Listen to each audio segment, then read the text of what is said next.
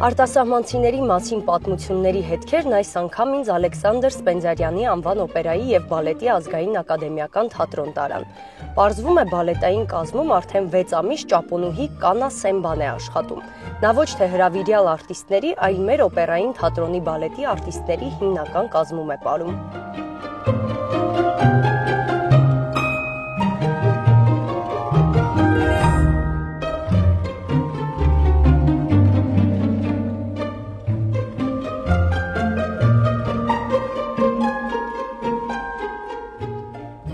Կանա, ճիշտն ասած, ես անակնկալի եկա, երբ իմացա, որ Ալեքսանդր Սպենդիարյանի անվան օպերայի և բալետի ազգային թատրոնում ճապոնուհի է աշխատում։ Երկար էր ճանապարհը Ճապոնիայից մինչև մեր թատրոն։ Այո, ճանապարհը երկար էր։ Ամբողջ 20 տարի ինձ պետք եկավ Ճապոնիայից այստեղ հասնելու համար։ Իսկ ում հետ եք եկել։ Այստեղ եմ եկել ընկերոջս Նիկիտայի հետ։ Նրա հետ ծանոթացել եմ Մոսկվայում, երբ աշխատում էինք թատրոնում։ Նա ևս պարող է։ Այո, նա ևս բալետի արտիստ է։ Это было обоюдное решение. Տեղափոխվելն իհարկե համատեղ որոշում էր։ Երկուսով երկար մտածում էինք առհասարակ տեղափոխվելու անհրաժեշտության մասին։ Իհարկե դժվար որոշում էր, բայց ինչ վերաբերում է Հայաստանին, հոգեպես շատ մոտ է մեզ այս երկիրը։ Նույնիսկ չեմ կարող ասել, թե ավելի շատ ում որոշումն է։ Համատեղ թերևս։ В Японии очень любят балет. Ճապոնիայում բալետ շատ են սիրում, բայց ակադեմիաներ եւ մասնագիտական դպրոցներ չկան, միայն ստուդիաներ կան։ Շատ ճապոնացիներ դրսում են սովորում պրոֆեսիոնալ բալետ, հետո հետ են գալիս եւ դասավանդում են Ճապոնիայում։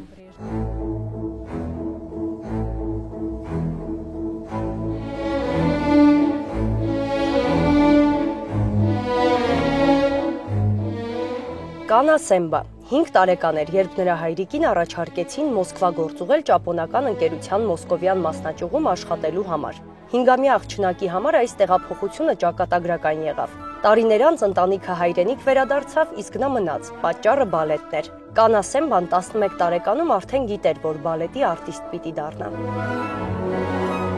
До 5 лет я жила в Японии, но вот так сложилось, что... Մինչև 5 տարեկանը ես Ճապոնիայում եմ ապրել, բայց այնպես ստացվեց, որ հայրիկիս աշխատանքի պատճառով ամբողջ ընտանիքը պետք է Մոսկվա տեղափոխվեր։ Այդ ժամանակ ես դեռ բալետով չէի զբաղվում։ Երբ Մոսկվայում էինք արդեն, մայրս նկատեց, որ ամեն անգամ երաժշտություն լսելիս, տանը անգամ խանութում կամ այլ տեղում ես սկսում եմ պարել, եւ մայրս որոշեց որևէ պարի խմբակ ինձ տանել։ Այդտեղից էլ սկսվեց ամեն ինչ։ Հասկացա, որ պարել շատ եմ սիրում։ Հետո Մոսկվայում դպրոց գնացի, ճապոնական դպրոց։ Իսկ իմ պարի ստուդիայում փոխվեց պարի ուսուցիչը։ Եկավ ճապոնուհի պարուսույց, որը պրոֆեսիոնալ բալետի արտիստ էր Մոսկվայում։ Նա սկսեց դասավանդել ինձ բալետ եւ հենց այդ ժամանակ էլ ծանոթացա պրոֆեսիոնալ բալետին։ Սիրահարվեցի այդ արվեստին եւ սկսեցի խորանալ այդ գործի մեջ։ Որոշ ժամանակ հետո հայրիկիս աշխատանքով պայմանավորված պիտի վերադառնայինք Ճապոնիա, բայց արդեն այդ ժամանակ ես հստակ նպատակ էի դրել, որ բալետով պիտի զբաղվեմ։ Հստակ գիտակցում էի, որ չեմ կարող թողնել բալետն ու հետ գնալ Ճապոնիա։ Ես այդ ժամանակ 11 տարեկան էի։ Իմ բալետի ուսուցիչն ասաց, որ եթե պատրաստ եմ ծնողներիցս հեռու ապրել, կարող եմ ընդունվել Մոսկվայի խորեոգրաֆիայի ակադեմիա։ Այնտեղ նաև գիշերօթիկ դպրոց կա, որտեղ երեխաները կարող են եւ ապրել, եւ սովորել։ Այնտեղ օր ու գիշեր բալետով են զբաղվում։ Այն է, ինչ դու ուզում ես, ասաց ուսուցիչս։ Ես ասացի. այո, դա հենց այն է, ինչ ես ուզում եմ։ Ոչ մի վայրկյան չեմ զղջացել այդ ժամանակ կայացրած որոշման համար։ Այդ ճիշտ որոշումն էր, որ ինձ այսօր այստեղ է բերել։ Մոսկվայում բալետի դպրոցն ավարտելուց հետո 2020 թվականից Վյաչեսլավ Գորդեևի ռուսական բալետի թատրոնում է աշխատել։ 2024 թվականին տեղափոխվեց Երևան եւ Ալեքսանդր Սպենդիարյանի անվան ազգային օպերային թատրոնում գործի ընդունվեց։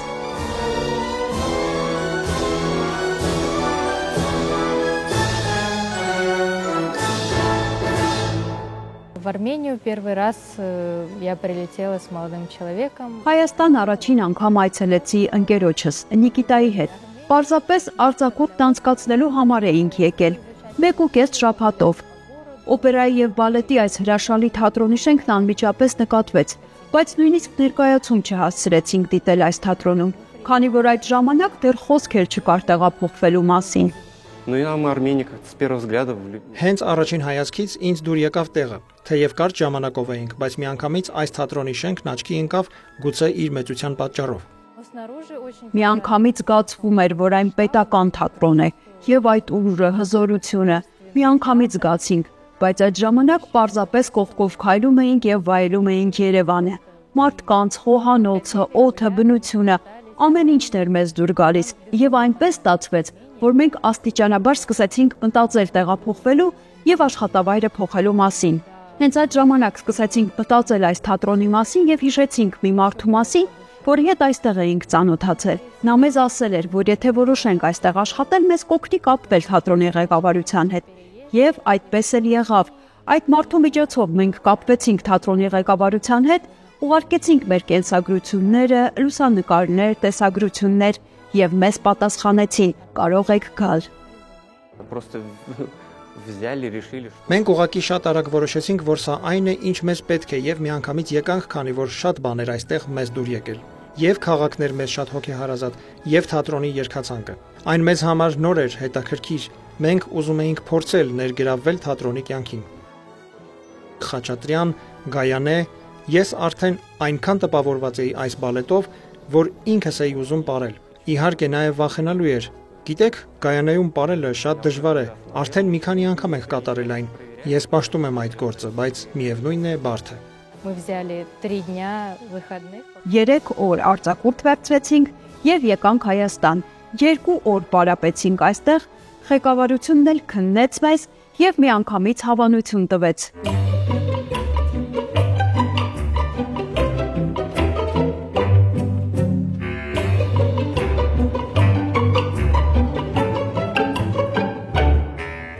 Բալետը միջազգային լեզու է, այսինքն մենք բոլորս հիմնականում մի քանի դպրոցների բաժանվում բալետային դպրոց հասկացողությունը, դե հայտնի է, որ մենք Վագանովյան դպրոցն ենք սովորում եւ Ռուսաստանի մի մեծ մասն էլ այդ թվում, այսինքն կարելի ասել նույնիսկ ամբողջ։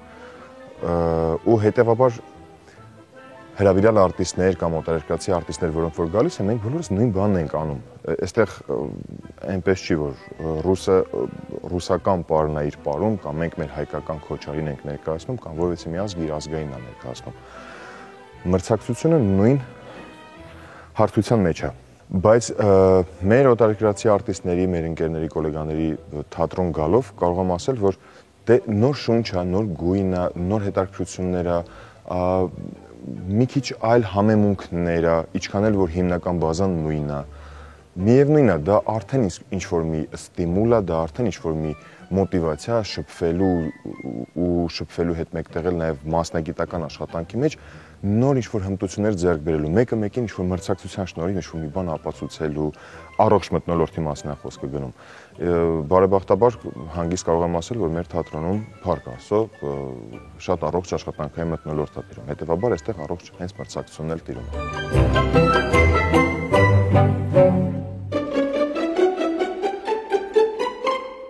Իսկ հեշտ է աշխատել հայերի հետ հայկական թատրոնում։ Да. Երբ դեռ նոր էի եկել, մտածում էի դժվար կլինի ընդհանուր լեզու գտնել, բայց սխալվում էի։ Հիմա բոլորի հետ հրաշալի ընկերություն եմ անում։ Շատ հեշտ է աշխատել հայերի հետ։ Նրանք ինձ շատ են օգնում։ Անկամ ամենատարական հարցերում, ուր գնալ, որտեղից ինչ գնել, անկամ այդ տեսակ պարզ հարցերում շատ եմ գնահատում, որ ուզում են օգնել մեզ։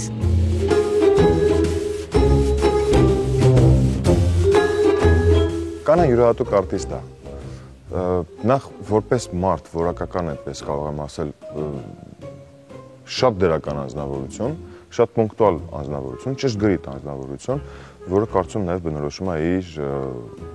երկիրը, իր ազգը, հենց կարծում շատերին է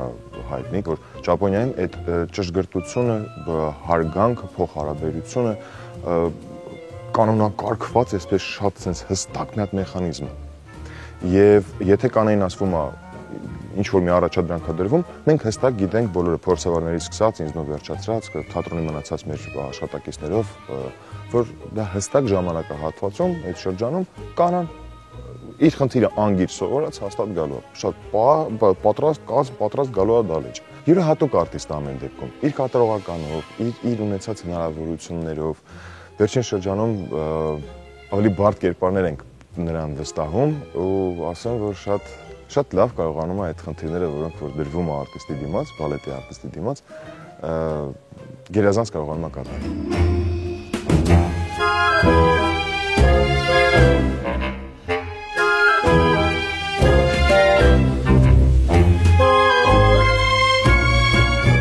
Մենք նույն ձևով ռուսական դպրոցի ներկայացուցիչ ենք այստեղ, ուղղակի ոչ Մոսկվայի, այլ Պետերբուրգի։ Ինձ ավելի շատ հետաքրքիր է այնտեղի մեթոդիկան, եւ դրա շուրջ շատ ենք խոսում, երբեմն բանավիճում ենք, ունենում ենք նաեւ հրավիրյալ արտիստներ, ովքեր նույնպես լինում են տարբեր թատրոններից, վերջերս հաճախ գալիս են Ղազախստանից, Վրաստանի թատրոնից են գալիս, այդ դեպքերում ավելի բուրըն է ստացվում մեր բանավեճը։ Հիմնականում խոսում ենք բալետից, բայց իհարկե բալետից երբ որ սկսում է խոսակցությունը, արդեն անցնում ենք մնացած այլ թեմաներին, որոնք վերաբերում են ավելի շատ կյանքին, քան մասնագիտությանը։ Իրենք միանգամից են նկատվում իրենց արտաքինով։ Ունեմ ընկերներ, ովքեր գալիս են ներկայացումը նայելու եւ ներկայացումից հետո ասում են ինձ. «Վայ, թատրոնում ինչ որ ճապոնացի մարդ ունեք, ճապոնացի աղջիկ ունեք»։ Ասեմ, հա, բայց ո՞նց է ստացվել, որ տենց Ճապոնիայից եք։ Ասում, դե տենց է ստացվել, մարդիկ ուզում են այստեղ աշխատեն։ Իրականում իրենք առանձնանում են ու կանան ավելի շատ իր արտաքնով, իր յուրահատուկ խարիզմայով, ճապոնացիներին բնորոշ։ Նիկիտան իր ամաչկոտությամբ է միանշանակ առանձնանում ամբողջ թատրոնի խմբում։ Ռուսաստանից մենք ունենք եւս սպարուհիներ, պարող, որ եկել են, արդեն քանի տարի այստեղ աշխատում են, բայց ճապոնուհի առաջին անգամ է, որ մեզ մոտ կա։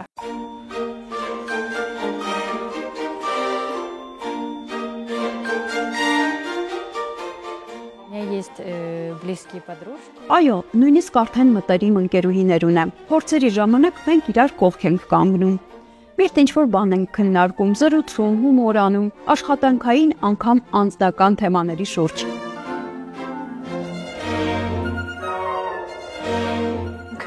Այնքան արագ ինտեգրվեց մեր մեջ, որ մենք չենք հիմա նկատում, որ նա օտարերկրացի է, կամ նա շատ արագ հասկացավ մեր հումորները, շատ արագ հասկացավ մեր շփման ձևը ու անգամ ես վերջերս փորձում է հայերեն սովորի, ինչ որ բառեր հարցնում, ասա ինչա նշանակում, նա ինչա նշանակում, ու շատ ակտիվ է, շատ շփվող ինքը այսպես, բայց այդպես որ ասեմ առանձնանա ինչ որ իր երկրին բնորոշ առանձնահատկություններով չեմ նկատել։ Առաջին անգամ երբ ներս մտա ու հարցեց կարող եմ այստեղ կանգնել, մենք միասին ենք մի զուգափայտի մոտ կանգնում, ասեցի այո, եւ այդ օրվանից սկսեց մեր շփումը։ Քիչ եւ այսօր վերածվել է մեծ ընկերության։ Մեր այդ մտերմիկ մի այսպիսի խումբ ունենք աղջիկների, որ անգամ դասի ընթացքում փորձերին մի հայացքով այսպես կարող ենք նայել իրար եւ ինչ որ կատակային ինչ որ մի բան միանգամից հասկանանք թե ինչ է լինում ու հումորի դա վերածվի, սկսենք ծիծաղալ։ Իսկ վերջերս Կանան եւ մեր մյուս աղջիկը Նելին միասին են կանգնած ստողափայտի մոտ, որտեղ մենք պարապում ենք, իմ կողքը։ Ու անընդհատ իրենք դասին անընդհատ շփվում են, շատ sense ակտիվ անցնում էր դասը։ Ու մի օր Նելին բացակայեց դասական բարից ու հիմա լռությունը տեսնամ Կանան այսպես տխուր ու միակամին որ բան ասած ասում Կանան ասում ի՞նչ է եղել ասում ոչ մի բան ասում փաստորեն ասում Նելի բացակայությունը տեսակ ազդում արդեն քո վրա հա ու մենք հասկացանք որ նրանց երկուս արդեն այնքան են մտերմացել որ մեկի կամ մյուսի բացակայությունը միանգամից լռություն է դահլիճում այսինքն ոչ մեկ էլ չի խոսում ու միանգամից sense passive վիճակ եղավ իսկ երբ նրանք կան միշտ այսպես ակտիվ էներգիայով լի է անցնում մեր դասը օրը արդեն դրսում ենք հանդիպում սրճարան ենք միասին գնում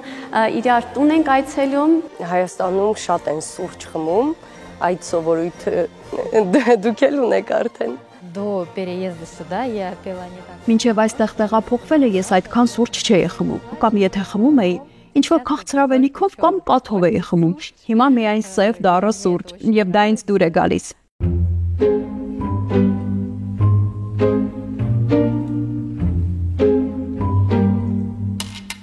Կանա, գիտես, արդեն 10 տարի է Հայաստանի ազգային ժողովի բակում հանամին է նշվում եւ այսօր առաջարկում եմ միասին գնանք տոնին։ Մեծ սիրով գնացինք։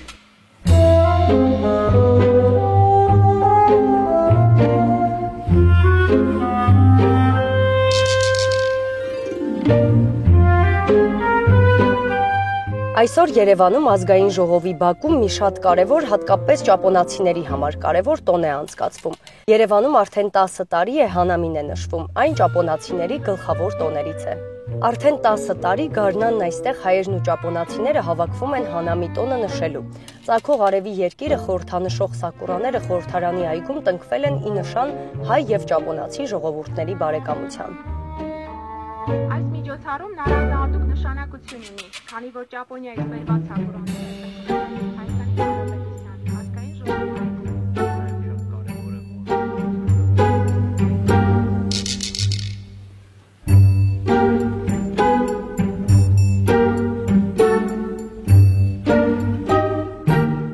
Պարոն Փողդեսպան, արդեն 10 տարի է, ինչ սակուրաները կան ազգային ժողովի պուրակում եւ 10 տարի է նշվում է Հանամի տոնը։ Ինչի մասին է սա վկայում։ Իմ դստեր անունը Սակուրայ է։ Երբ նա ինձ հարցնում էր, թե ինչու եմ նրան այդպես կոչել, ես նրան ասում էի, որ դա շատ գեղեցիկ ծաղիկ է, բայց ծաղկելու շրջանը շատ կարճ է։ Այն ծաղկում է տարվա մեջ մի անգամ եւ ընդամենը մի շաբաթ է տևում ծաղկունքը։ Ես շատ գնահատում եմ հայերի այս նախաձեռնությունը, որ սակուրաներ են փորձել աճեցնել, քանի որ դա հեշտ բան չի։ Շատ եմ գնահատում, որ Հայաստանի ազգային ժողովի բակում այսքան լավ են պահպանվում այս սակուրաները։ Յուրաքանչյուր տարի մենք գալիս ենք ու վայելում սակուրաների ծաղկունքը։ Սա շատ լավ գաղափար է, որը դարձել է մեր երկու ազգերի, ճապոնացիների եւ հայերի բարեկամության խորհրդանիշը։ Հայերն ու ճապոնացիները բավական շատ նմանություններ ունեն։ Մենք ունենք բազմամյա պատմություն, փոքր երկիր, մարդիկ շատ բարի են միմյանց նկատմամբ։ Երբ ես նոր էի եկել Հայաստան, մեր նմանություններն ինձ իսկապես զարմացրին։ Դա նաև փոխադարձ հարաբերությունների լավ հիմք է ստեղծում։ Ես իսկապես վայելում եմ իմ կյանքը Հայաստանում։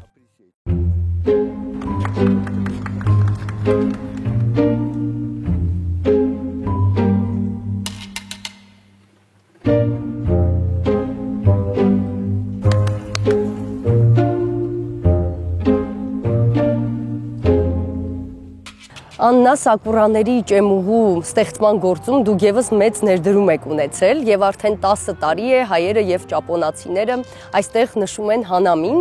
Ինչպես է այն նշվում Հայաստանում։ Հանամին Հայաստանում եւ կոնկրետ ազգային ժողովի բակում այս տարի նշում ենք 10-րդ անգամ։ Այս տարի հոբելյանական Հանամի էր եւ ես շատ ուրախ եմ, որ այս մշակութային միջոցառումը ավանդական է դարձել, բոլորը սրտատրոպ սպասում են հերթական սակուրաների ծաղկմանը, որպեսզի նշենք Հանամին։ Հանամին ազգային ժողովի այգում առանձնանում է նրանով, որ այն մի փոքր տարբերվում է ավանդական Հանամի նշելու տոնից, մի փոքր ավելի պաշտոնական է, որովհետև այստեղ են այցելում ժամանակի դեսպանները Ճապոնիայի եւ Հայաստան-Ճապոնիա բարեկամական խմբի անդամները եւս, եւ մենք ամփոփում ենք հայ-ճապոնական գիտամշակութային տարին։ Անպայման ներկայացվում են ինչ նոր գիտական, մշակույթի ոլորտում ձեռքբերումներ են արվել ընթացիկ 1 տարվա ընթացքում։ Այսինքն մեր տարի մենք ամփոփում ենք Հանամիից Հանամի։ Եվ այս տարի նաև կարևորվում էր նրանով, որ Արոմենյան Նիպոն հայ-ճապոնական գիտամշակութային միության 5-ամյակը Հանամի տոնով նշեցինք եւ փորձեցինք արժեվորել մեր երկրների եւ ժողովուրդների միջև ստեղծված հարաբերությունները։ Յուրաքանչյուր տարի Ճապոնիայում բազմաթիվ մարդիկ հավաքվում են այգիներում, զբոսայգիներում ու արահետներում ծաղկած սակուրաների հրաշալի տեսարանով հիանալու համար։ Այդ սովորույթը ստացել է Հանամի անվանումը, որը բառացիորեն նշանակում է ծաղիկների դիտում։ Ճապոնացիները Հանամիի տոնին պարտադիր երազանք են պահում ու հավատում, որ այն անպայման կկատարվի մոտ ապագայում։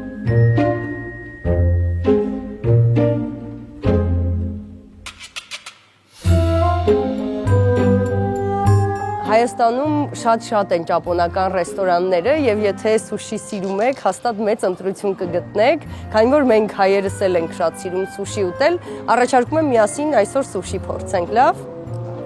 Գնանք։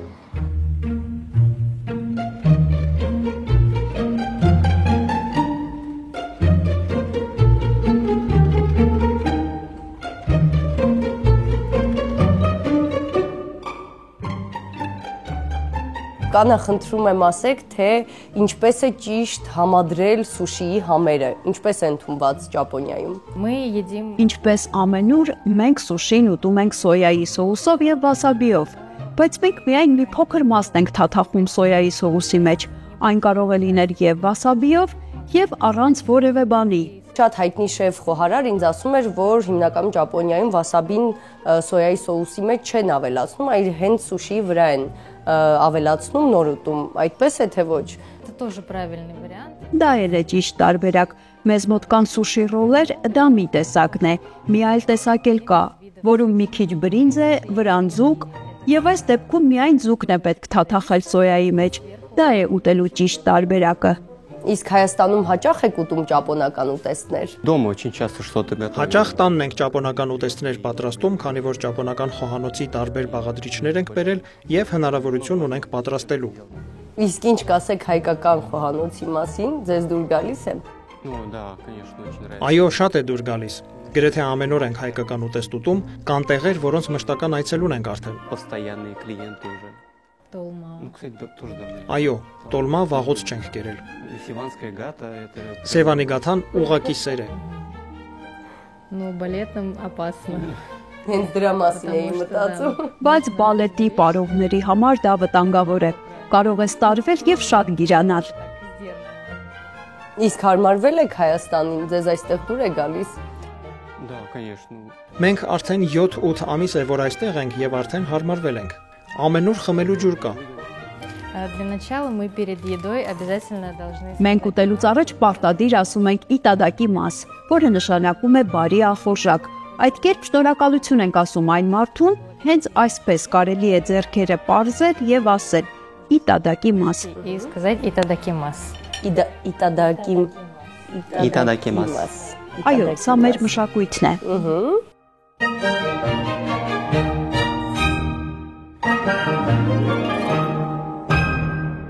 Նման է Ճապոնիայի սուշիին։ Не похоже. Совсем не похоже. Իրականում նման չէ, բայց շատ համեղ է։ Ինչով է տարբեր։ Տարբերությունն այն է, որ ճապոնական սուշին պանրով կամ ավոկադոյով չի պատրաստվում։ Թերևս դա ամենամեծ տարբերությունն է, բայց այս հայտնագործությունն էլ յուրօրինակ է եւ շատ հագեցնող։ Իսկ սուշին Ճապոնիայում ամենատարածված ուտելիքն է։ Я думаю, что да. Ինձ թվում է այո։ Մենք այն ամեն օր չենք ուտում, ավելի շատ տոնական օրերի ուտելիք է։ Մենք շատ ենք ձուկ ուտում։ Ամեն օր սեղանին պետք է բրինձ լինի, բայց ոչ սուշիի տեսքով, որն ավելի շատ տոն օրերին ենք ուտում։ Իսկ դուք կարողանում եք սուշի պատրաստել, տանը պատրաստում եք։ К сожалению, нет. Ցավոք սրտի ոչ։ Իհարկե ես տեսել եմ ինչպես է մայրիկս պատրաստել։ Պատրաստելու ձևը գիտեմ, բայց պետք են բոլոր բաղադրիչները, լավ թարմ ձուկ եւ իհարկե պատրաստման հմտություն։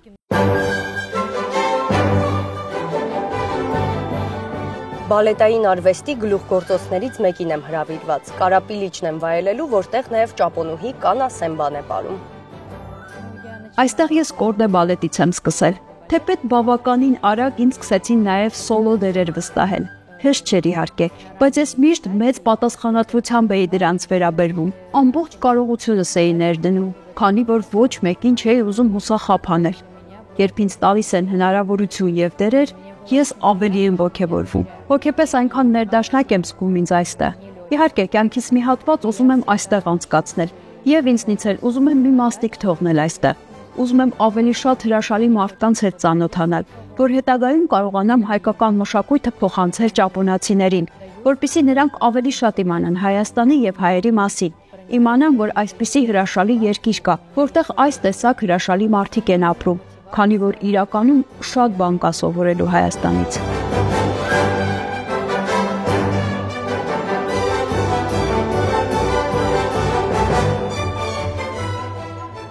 Աշխատելով Հայաստանում օտարազգի արվեստագետները նաև նոր գույն ու որակ են բերում մեր արվեստ։ Կանա Սեմբան